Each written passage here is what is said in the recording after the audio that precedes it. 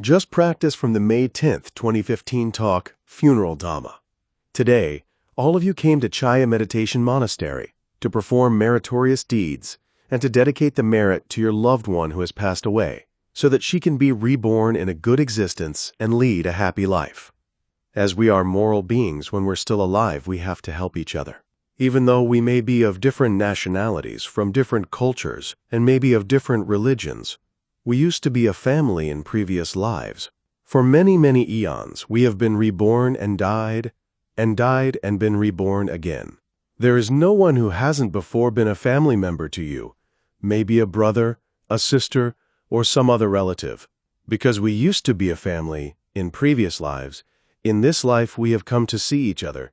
This isn't our first time together. We've been together many times. We are a big family, so we need to help each other, as all of you want to be a good son, a good friend, or a good relative to your loved one who has passed away.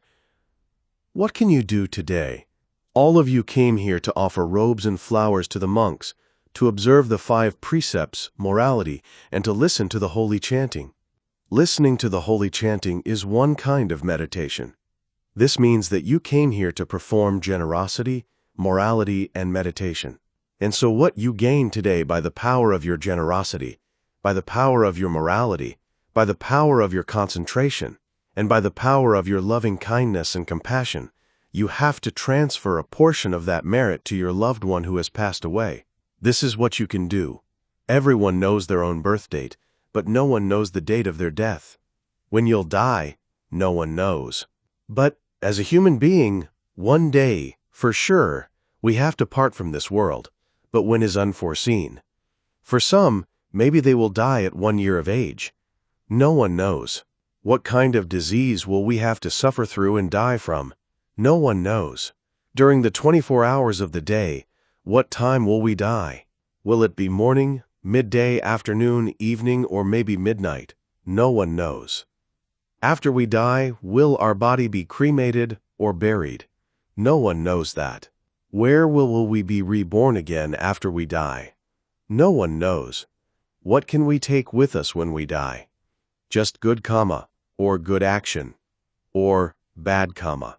Whatever we've done, we have to own and carry with us. It will stick with us. Death is certain. Life is uncertain. So when we die, we want to be reborn in a good existence and in a good world. But it's not up to our 259 the collected teachings of Luang Por Chaya wants. It depends on our actions. If we do good things in our lifetime, we have nothing to worry about after we die. We will not be reborn in a miserable state. But if we do unwholesome deeds in our lives, we will be reborn in a miserable state, maybe as a hell being, an animal, a hungry ghost, and so on.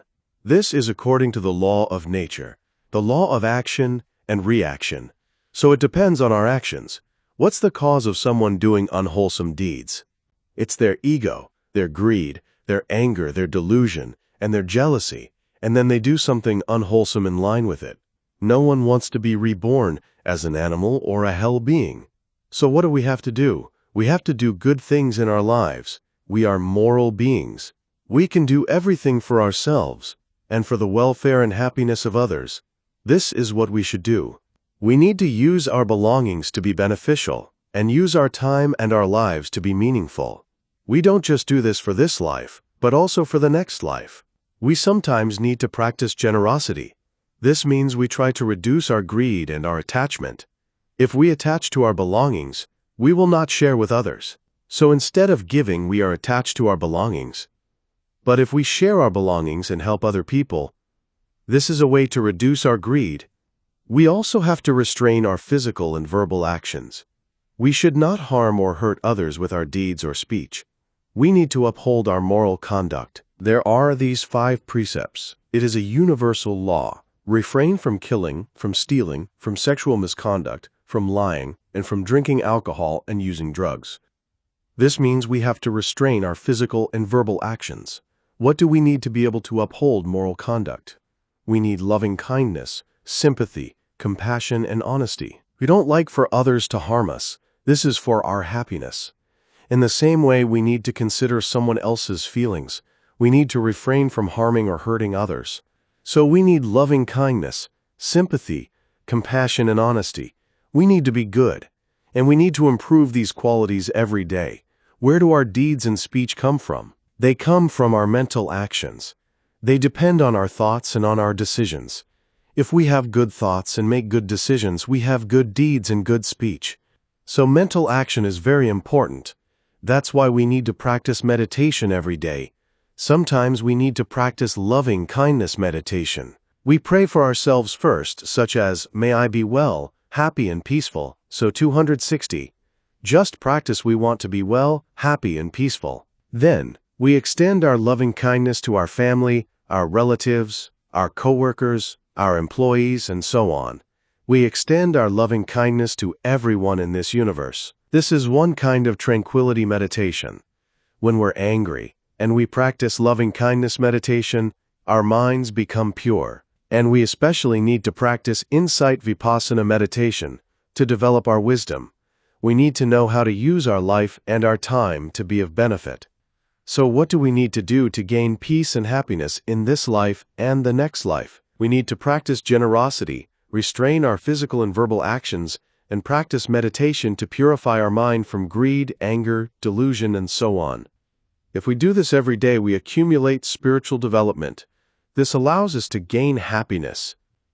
I would like all of you to think about how our lives are uncertain, but that our deaths are certain. We can die at any time. So before we die, we need to get ready. What do we need to do for the welfare and happiness of not just ourselves, but for others? If we do it just for ourselves, it's not good enough. We are human beings, and so we should use our lives and our wisdom for the happiness of others.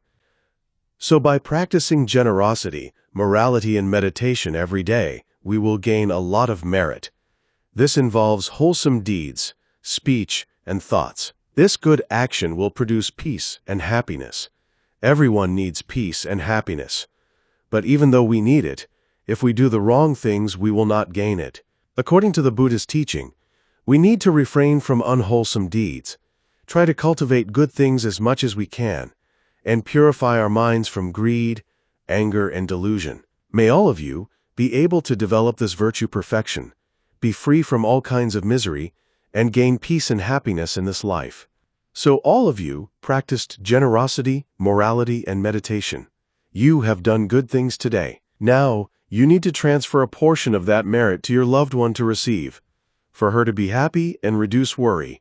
In our tradition, we use water to transfer merit to others. Why use the water? Water is very clean and very cool. It represents our heart. Okay, make an intention.